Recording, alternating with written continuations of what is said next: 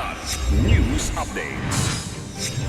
Mga balita ngayon, Pakistani shipment na halungkat 2.7 bilyong pesos na droga na recover ng mga otoridad. 3,605 PNP personnel itinalaga sa mas mataas na ranggo sa NCRPO promotion ceremony. Truck na may flammable mark binusisi ng Coast Guard sa Lucena-bound na barko. Ako po si Cesar Soriano para ihatid ang mga nangunang balita sa buong kapuluan ngayon.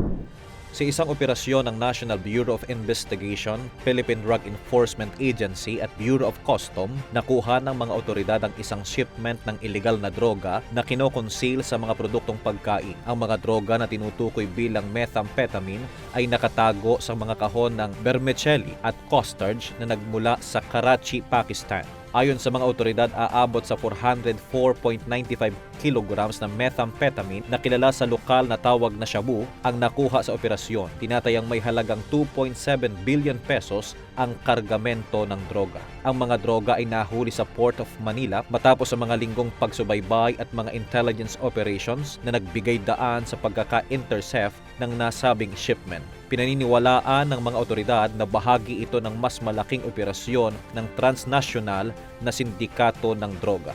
Sa isang press conference na isinagawa kanina, ipinaliwanag ng mga opisyal ang laki ng operasyon at ang pagsasama-sama ng mga ahensya tulad ng NBI, PDEA at BOC.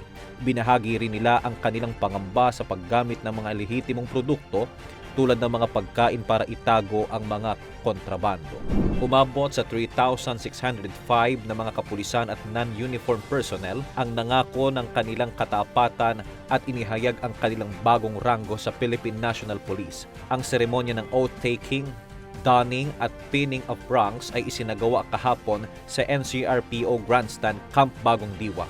Pinangunahan ni Police Brigadier General Antonio A. Abirin, ang Acting Regional Director ng National Capital Region Police Office, ang kaganapan na tumampok sa mga bagong itinalagang police captains, police lieutenants, at mga police non-uniform personnel, kasama rin sa seremonya ang mga pamilya at mahal sa buhay ng mga newly promoted personnel. Ayon kay Police Brigadier General Abirin, ang seremonya ay hindi lamang isang pagkilala sa mga nagawa ng mga miyembro ng PNP kundi isang patunay ng kanilang patuloy na dedikasyon at pagsisilbi sa komunidad. Kasama sa mga itinalagang ranggo ang 40 police captains na naging police major, 54 na naging police captains at higit 1,000 na mga police staff sergeant. Sa isang operasyon ng Philippine Coast Guard sa Marinduque, isinagawa ang pagsusuri sa mga sasakyan lula ng isang barko patungong Lucena City.